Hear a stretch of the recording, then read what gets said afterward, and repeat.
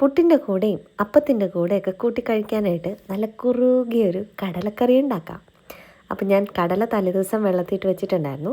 അത് രാവിലെ ഒന്നുകൂടെ നന്നായിട്ട് കഴുകിയിട്ട് അതൊരു പാത്രത്തിലേക്കിട്ട് പിന്നെ ഒരു സവാള കനം കുറച്ച് നീളത്തിൽ അരിഞ്ഞതും ഇട്ടു, ഒരു തക്കാളിയും കൂടി ഇട്ട് കൊടുത്തേ. ഇനി നമുക്ക് ആവശ്യത്തിന് വെള്ളം ഒഴിച്ച് ആവശ്യത്തിന് ഉപ്പും കൂടി ഇട്ടിട്ട് ഈ കടലയൊന്ന് വേവിച്ചെടുക്കാം. അടച്ച് വെച്ചിട്ട് വേവിച്ചെടുക്കുകയാണ്. അപ്പോഴത്തേക്ക് നമ്മുടെ കടല ആ വെള്ളം വറ്റി വന്നപ്പോഴത്തേക്ക് നന്നായിട്ട് തന്നെ വെന്ത് വന്നിട്ടുണ്ട് കണ്ടോ. ഇനി നമുക്കിത് മാറ്റി വെക്കാം. ഇനി ഒരു പാൻ വെച്ചിട്ട് അതിലേക്ക് ഒരു കപ്പോളം തേങ്ങ ചിരകിയതും പിന്നെ ഒരു 5-6 വെളുത്തുള്ളിയും ഇഞ്ചിയും 1 ടീസ്പൂൺ കുരുമുളക് 1 ടീസ്പൂൺ പെരിഞ്ചീരകവും കൂടിയിട്ട് നന്നായിട്ടൊന്ന് വറുത്തെടുക്കണം.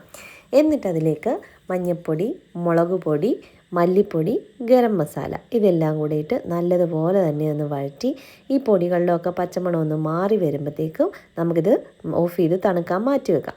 തണുത്ത ശേഷം നമുക്കിത് മിക്സർ ജാറിലേക്ക് ഇട്ടിട്ട് അങ്ങ് അരച്ചെടുക്കണേ. നല്ല മഷി പോലെ നല്ല വെണ്ണ പോലെ അങ്ങ് അരച്ചെടുക്കുക. എന്നിട്ട് നമ്മൾ വേവിച്ച കടലയിലേക്ക് അങ്ങ് ചേർത്ത് കൊടുക്കുക. എന്നിട്ട് എല്ലാം കൂടെ നന്നായിട്ട് മിക്സ് ചെയ്യണം. ഇനി ഇതിലേക്ക് ആവശ്യത്തിന് വെള്ളം ചേർത്ത് കൊടുക്കാവേ. ഞാനിപ്പോൾ മിക്സിയുടെ ജാറിൽ കുറച്ച് വെള്ളം ഒഴിച്ചിട്ട് അതാണ് ചേർത്ത് കൊടുത്തത്. എന്നിട്ട് എല്ലാം കൂടെ മിക്സ് ചെയ്ത് നല്ല പോലെ നമുക്കൊന്ന് തിളപ്പിച്ചെടുക്കണം. ഇപ്പോൾ ഇത് തിളച്ച് നല്ല പോലെ ഇതിൽ എണ്ണയൊക്കെ തെളിഞ്ഞു വന്നിട്ടുണ്ട്.